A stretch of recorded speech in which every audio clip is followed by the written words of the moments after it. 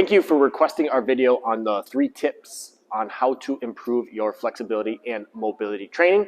And I wanted to show you these 3 tips in a live example here.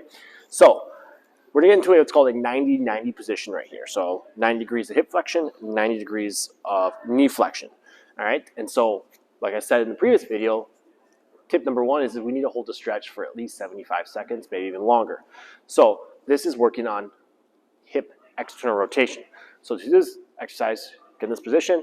And some of you may not even be able to get in this position, and this is where you would need to modify it with different ways, and that's where we would come in to help you with that.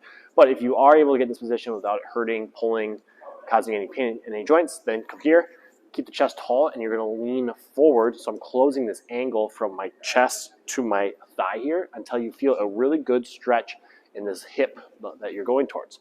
All right, some of you may be able to come all the way down. Some of you may only come right here. You just go until you feel a light stretch. So 0 being no stretch, 10 being that it feels like you're going to rip your muscle, somewhere at a 4 or 5 range. Sit here and hold this position for the time, 75 seconds to 120 seconds. Breathing into our belly and trying to relax, and then just melting lower and lower as the body allows. Because again, we got to get the brain neurological system to allow us to sink deeper into that stretch.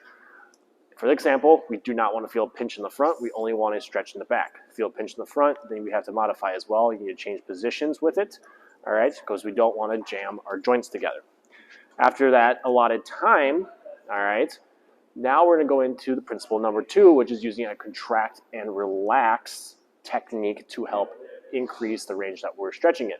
So in this particular case, I am going to push into the ground with my shin. So I am going to actively push down right here. So I'm at my end range of stretch, and now I'm going to push down. And you're not going to see anything happen here, but I'm actively trying to push down here, and I'm going to hold that for 1, 2, 3, 4, ramping up even harder and harder with that push.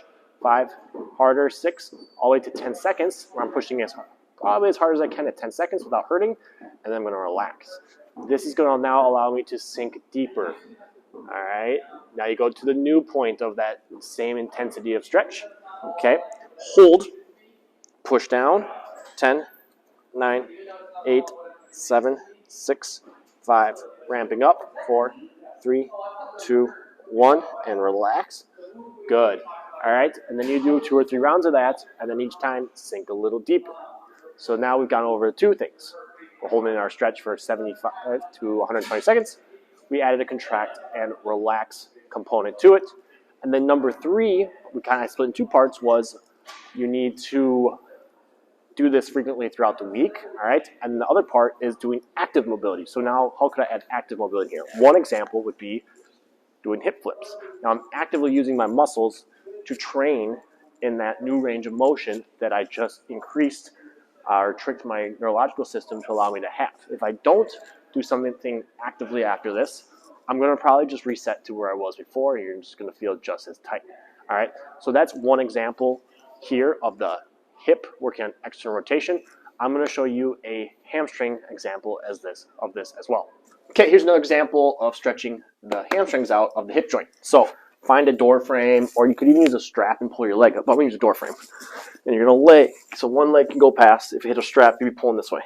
Make sure your leg is straight, like this, and you're going to get as close as you can or pull as far back as you can, keeping that knee straight, and you feel a gentle stretch in the hamstrings.